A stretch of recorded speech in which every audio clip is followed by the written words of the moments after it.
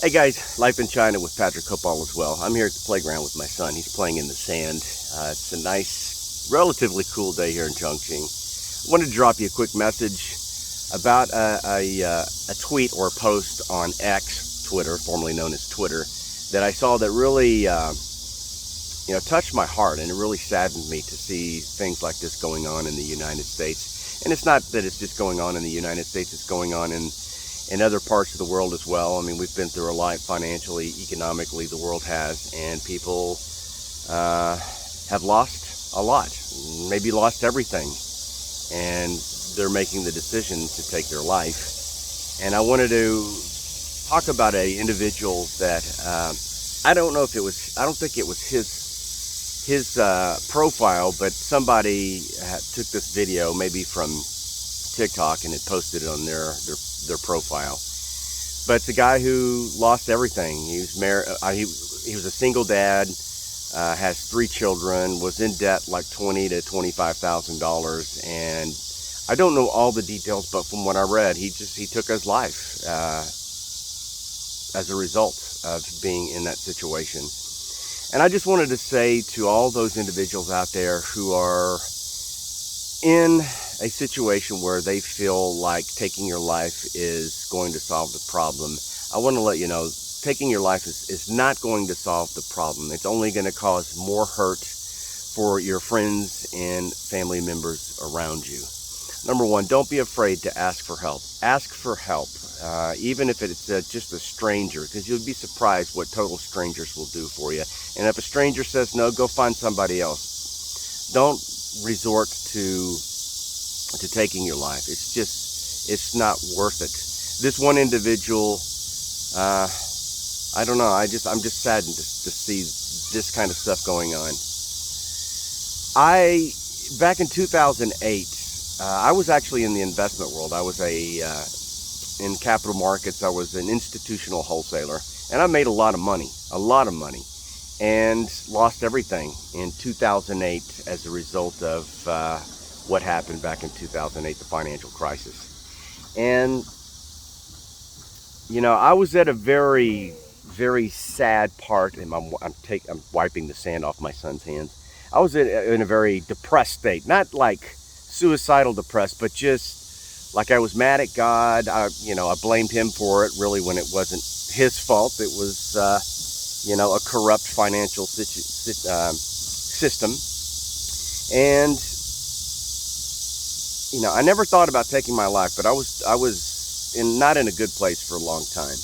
During that 2008 crisis, I lost my house, I lost a marriage, I lost pretty much everything that I owned because I was trying to sell it to pay for other stuff. I was fortunate that I had family members. My oldest brother, one of my older brothers, helped us out tremendously, and I'm ever grateful to him for it, and along with my other family members who helped me. But it's still, the help was good, but I just felt inadequate. I felt that I couldn't do anything. And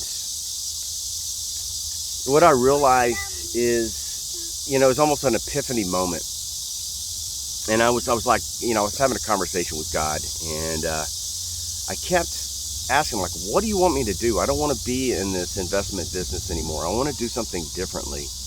And it had happened 3 times in my mind. I heard this, it's an inaudible voice, but I heard this direction of, the answer is right under your nose. And then preceding that, maybe the past 2 or 3 days, I heard someone say it again. And that's just not a saying that you hear very often. The answer is right under your nose. And then I heard it on the radio or TV or something. It just stuck out 3 times. I'm like, the answer's right in my ass, in my mouth.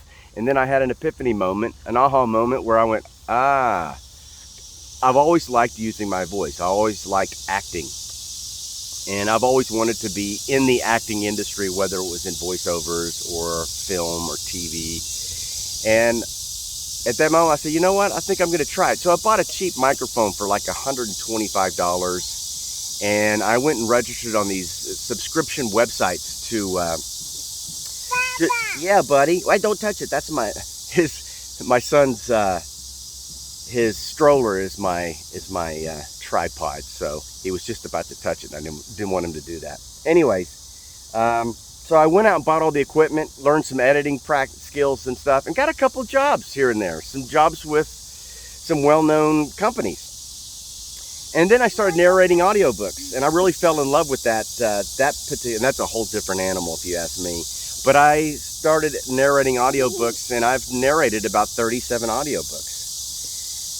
And that allowed me to start making some income, some consistent income. Yes, buddy.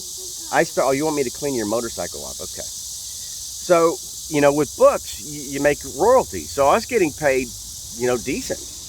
Now, granted, I did have to move in with family member until I could get the business going.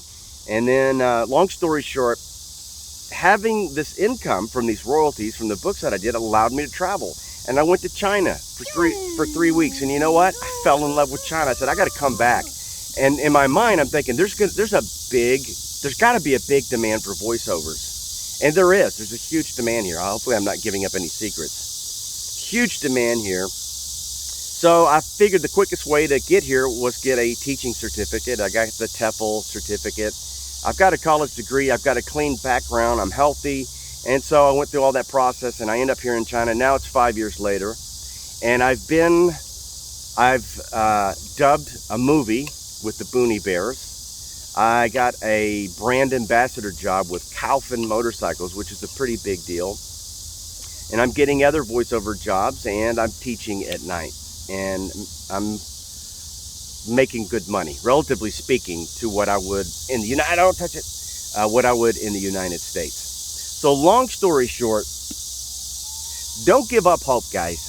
If you've lost everything, look at it this way. You have nothing to lose.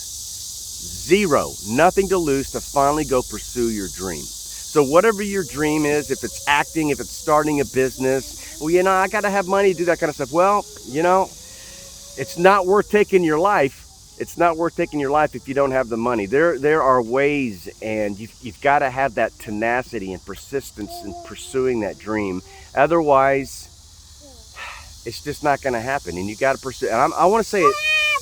Yes, buddy. It hasn't been easy.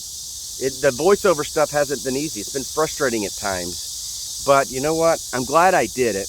I didn't give up hope, and I just want to tell you guys, wherever you're at, if you're in a very depressed state where you're thinking taking your life is the solution, it's not. If you've lost everything, like I said, look at it this way. You have nothing to lose to finally pursue your dreams. Guys, I love you, and if you're in a bad situation, I'll just do one big blanket prayer. And my son's going towards the street, so let me go check, make sure he's, don't touch. That's what's life about. Those little munchkins right there. I've got 3 of them. I got a big munchkin in America, and a middle son, and this son. That's what it's about. It's not worth taking your life for those little kids, because they need you. They need you. If you don't have any kids, your brothers, your sisters, your parents, your friends, they need you. They need you. You are unique. You were designed to do something very unique and different in this world. So don't relinquish what was given to you, this opportunity, this treasure of life to make a difference in the world. Okay? Like I said, I love you, and we'll see you in the next video. Take care.